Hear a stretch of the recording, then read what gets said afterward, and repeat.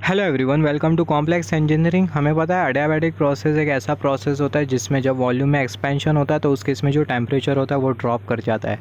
अडियाबैटिक process को हम लोग आइसोएंट्रोपिक प्रोसेस भी बोलते हैं, जो कि हमने डिस्कस किया था अडियाबैटिक थर्मोडायनेमिक प्रोसेसेस के कॉन्सेप्ट में। सिमिलरली हमने डिस्कस किया था अडियाबैटिक प्रोसेस में फाइनल स्टेट पर जो इंटरनल एनर्जी होती है उसका जो मैग्नीट्यूड होता है वो कम होता है और इनिशियल स्टेट पर जो इंटरनल एनर्जी होती है उसका जो मैग्नीट्यूड होता है वो ज़्यादा होता है।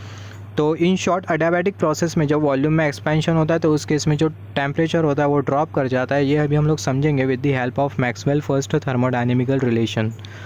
तो जो मैक्सवेल का जो फर्स्ट थर्मोडायनेमिकल रिलेशन होता है वो होता है rate of change in temperature with respect to change in volume at constant entropy equal to negative rate of change in pressure, यहाँ पर ये minus sign, rate of change in pressure with respect to change in entropy at constant volume. तो यहाँ पर अगर हम लोग देखें, यहाँ पर ये होता है मैक्सवेल का फर्स्ट थर्मोडायनेमिकल रिलेशन। यहाँ पर ये जो डी एस होगा, डी एस की जगह हम लोग पुट कर देंगे delta Q divided by T. Extremely sorry for the background noise.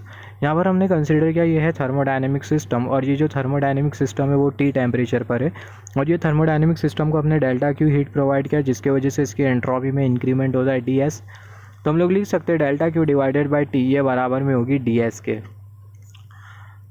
या फिर बोल सकते हैं जो डी एस होगा बराबर में होगा delta Q divided by T के। तो जो डी एस होगा उसके जगह हम लोग पुट कर देंगे delta Q divided by T, तो हमें मिल जाएगा minus T into rate of change in pressure with respect to change in heat energy at constant volume.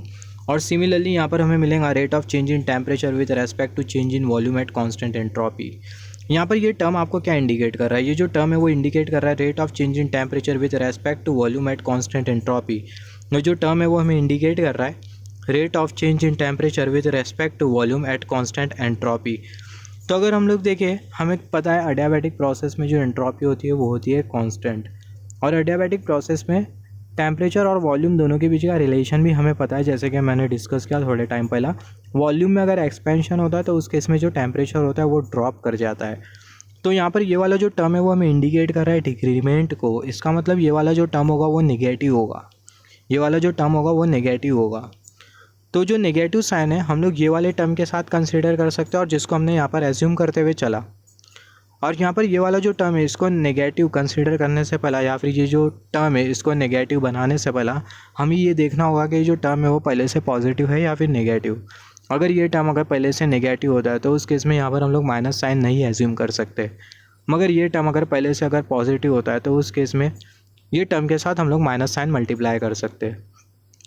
तो हम लोग देखेंगे कि सबसे पहला ये जो टेम्परेचर और ये जो डिफ्रेंसिएशन है, ये जो टर्म है rate of change in pressure with respect to change in heat at constant volume, ये पॉजिटिव है या फिर नेगेटिव। और जैसे कि हमने डिस्कस किया था अडियाबैटिक प्रोसेस वो प्रोसेस होता है जिसमें जो सिस्टम होता है वो सराउंडिंग को ना ही हीट देता है, जो कि हमें ये वाली एरो इंडिकेट कर रही है कर्सर की टिप, और जो सिस्टम होता है वो सराउंडिंग से ना ही हीट लेता है, जो कि हमें ये वाली एरो इंडिकेट कर रही है कर्सर की टिप। तो यहाँ पर अगर हम लोग देखें, सबसे पहला जो टी है, यहाँ पर ये वाले केस में जो टी है वो है एब्सोल्यूट टेम्परेचर, जिसको हम लोग कंसिडर कर सकते हैं पॉजिटिव एब्सोल्यूट टेम्परेचर। एब्सोल्यूट जो टेम्परेचर होता है वो हमेशा पॉजिटिव होता है, तो ये जो टी होगा वो नेगेटिव नहीं हो सकता यहाँ पर ये वाले केस में, ये पूरे इक्वेशन में, आई मीन ये पूरे टर्म में। और ये change in pressure with respect to change in heat energy at constant volume, क्या ये नेगेटिव हो सकता है?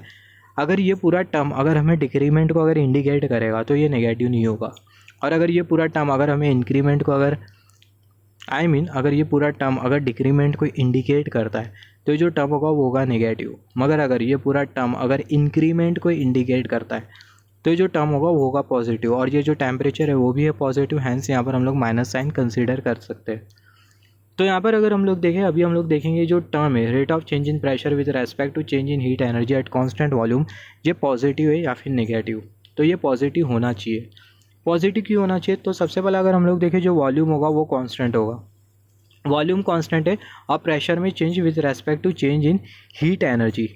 मतलब यहाँ पर हमने कंसिडर किया ये एक सिस्टम जिसमें जो वॉल्यूम है वो है कांस्टेंट, हीट एनर्जी में चेंज हो रहा है, हीट एनर्जी में चेंज हो रहा है मतलब हीट एनर्जी में इंक्रीमेंट हो रहा है, हैंस जो मॉलिक्यूल्स की जो काइनेटिक एनर्जी होगी वो इंक्रीज़ करेंगी, हैंस जो सिस्टम का जो इंटरनल प्रेशर होगा वो इंक्रीज़ करेगा। हैंस ये वाला जो टर्म है, ये जो पूरा जो टर्म है वो हमें इंडिकेट कर रहा है एक टाइप के इंक्रीमेंट को। तो ये वाला जो टर्म होगा वो भी होगा पॉजिटिव, और ये जो टेम्परेचर होगा वो भी होगा पॉजिटिव। इसका मतलब ये वाला जो टर्म है इसको हम लोग नेगेट कर सकते हैं, और यहाँ पर हमने कंसिडर किया माइनस साइन।